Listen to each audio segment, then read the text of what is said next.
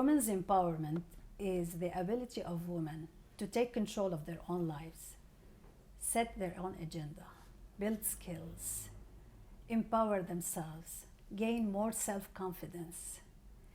It's not really only a social, political, or economic endeavor, but rather a continuous development of the self. It's a continuous process. So an empowered woman, we see empowered women as the one who are able to voice out their concerns. They are really the ones who can take good care and they can take charge of their own lives. They are the ones who are able to empower and inspire as well other women. And the best example of such a woman is sitting right here next to me, Miss Joelle Abou Farhat Rizkallah. She is the one who has been empowering women since 2012 when she was the co-founder of Women in Front, and she really empowered many, many, many women across all of Lebanon. And now she really set a higher standard when she is claiming for 50-50 with her new NGO, and she is also the co-founder of 50-50, this NGO where she is asking for social, economic, and political justice for women. And you know, you are most welcome here, Joelle. Thank you so much. You know, my question here, I'm going to start straight with my question. What is the current situation of women in Lebanon, and how did it change over the past few years since you started in 2012, and where do you want to see her? Yeah, I'm going to answer this, but I would like to mention one point you raised in your introduction. It's very important that women, a woman to be really bold and empowered and strong. But this is not enough if you don't have the right environment to include the women. So an inclusive environment, especially in politics, is basic and is fundamental for women to be able to get engaged into politics. Yeah, sure. Because if you have, I mean, if you don't have the environment and she's empowered, then she cannot be in politics, but as we have seen in Lebanon. But don't you think that if we have so many empowered women, like you started with this wave, you know, it was an old wave, however, it was interrupted so many times in our lives. But when we started, you started with Women in Front in 2012, and this wave of women moving, you know, towards decision making in the country, and still the environment is not inclusive. Exactly. You know, exactly. So we are really struggling. I understand that. However, it takes also a powerful woman to go in that. Absolutely, this is part of it, definitely. But this is why today in Lebanon, unfortunately, we have a very bad situation. Today, unfortunately, we are in a very bad situation in Lebanon. So the result, definitely, of having 6 women in a cabinet of 20, which is 30%, is definitely the accumulation of all the work that has been done, for the past maybe 20 or 30 years.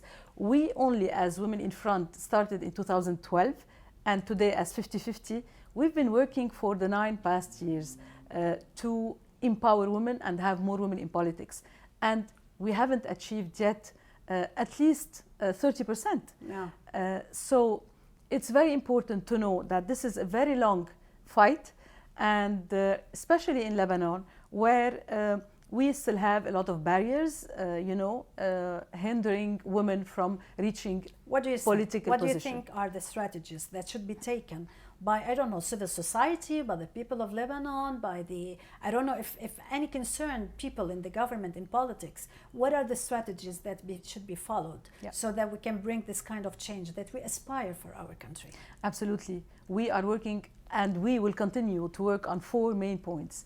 The first one would be a national strategy that will include everyone, all parties in Lebanon, the government, civil society, to work towards, enhancing the position of women in politics, and at all levels, definitely, but mainly in politics, because this is, and the parliament precisely, this is where is the power, and this is where we can change all the discriminatory laws against women.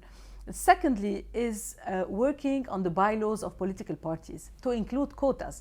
I have to mention that the top, let's say, title or headline of the strategy must be definitely implementing the quota by at least 33% in the parliament to start with the 33%, and it could be 50% in local elections in municipalities, for instance, or in appointed council like the cabinet or our government. So secondly, as we said, working with political parties to assess their bylaws and find solution on how we can help women to reach top positions.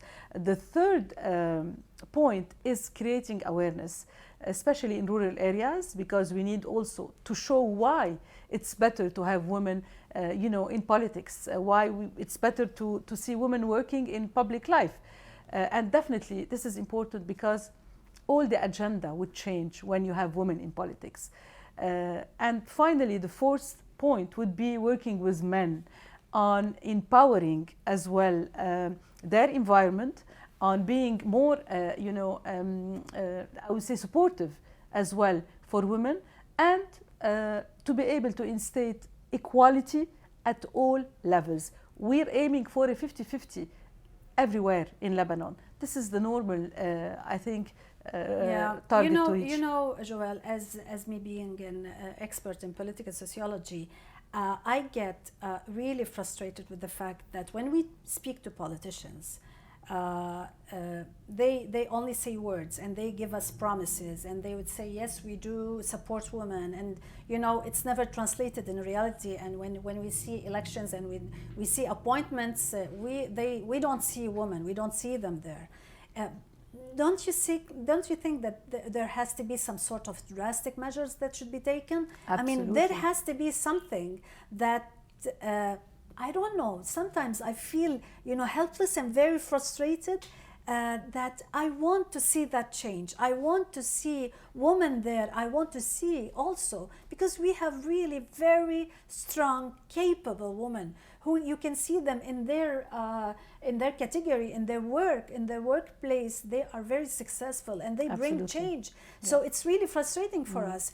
It's very important that since that this what we're doing now, maybe it's going to be communicated outside Lebanon. I want them to see the real fact of the Lebanese woman. Yeah. That what is the situation of the Lebanese woman. Now, I'm going to tell you what's the solution, absolutely, I mean, beside what we have said. But let me tell you also, beside that, although we have today a very bad situation in political representation of women in Lebanon, however, we have been able to succeed, to do maybe small successes. Like in 2018, we have been able, by working with women, to increase the number of candidates from 12 women in 2009 to 113 in 2018. And this is a historical achievement. Yeah. And this helped a lot in changing the status quo of women and the rhetoric, But still, if we talk in a different way, it doesn't mean it has been done. This is why it's very important to work on the law. We need a quota to be included in the law, electoral law, to be able to get women and to make sure that we have women on board. It's the only way. Once, we have our election in 2 years, I hope, and this is really a chance for us, for Lebanese, to be able to vote for women. It's been said that or probably this is the counterattack on us, saying that if you ask for a quota, it means you are undermining the role of women. What do you think about that? Yeah, first of all, the quota, it has been stated by the UN, by the Convention of Beijing and CEDAW. So it was the only way for women, to make further steps in politics and at all levels, mainly in politics. And it has been implemented in 128 countries in the world. This is how African countries have been able to do a step further. This is how all Arabic countries as well have implemented quota. And today we can see even Arabic countries, like so basically it's the UAE. Yeah? Temporary. It's a temporary measure. Yeah. You do it, maybe you endorse it for 2 or 3 mandates, and then you remove it because people need to see women in position. Yeah, they get used to the idea that seeing these women are sitting in absolutely. And today, for instance, the UAE they have implemented a 50%. They endorsed a law to implement a 50% quota in their parliament, which will be, they have 40 seats, so you will have 20 women and 20 men, running the country. And I think this is the fair solution for every country, because women, they have a different vision, different way, different priorities than men. And the way they approach conflicts is really completely different from it. Now, so I want to ask you about 50-50. Yeah. Your most recent NGO, and you are very active, and I'm privileged to be one of your under one of your programs.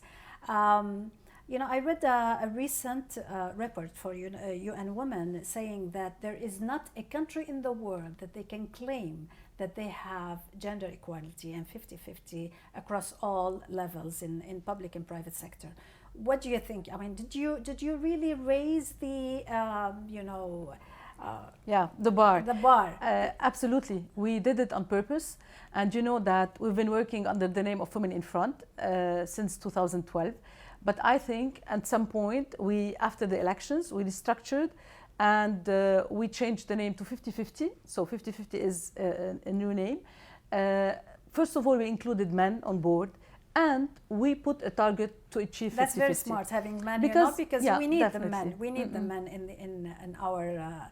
they have to be with us. They have to support us, because after all, it's going to be for the benefit of the whole community, not only for women. I mean, we don't want to exclude men from the picture. Definitely, we just want them to understand that them and us are, complete the community, and we are partners in this life. So let's act as real partners in this life.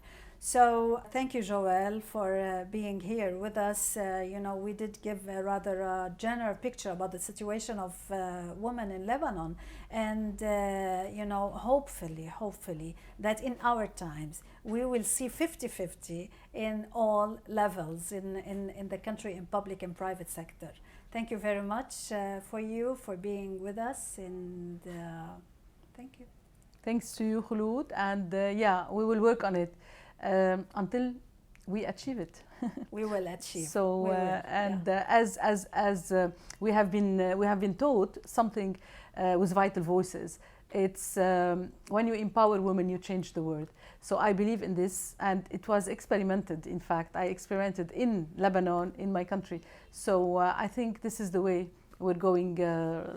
And we will change. Absolutely. Together with people like you and like many other women who are working at this point here in Lebanon, I'm sure that change is inevitable. Yeah. Thank you. You.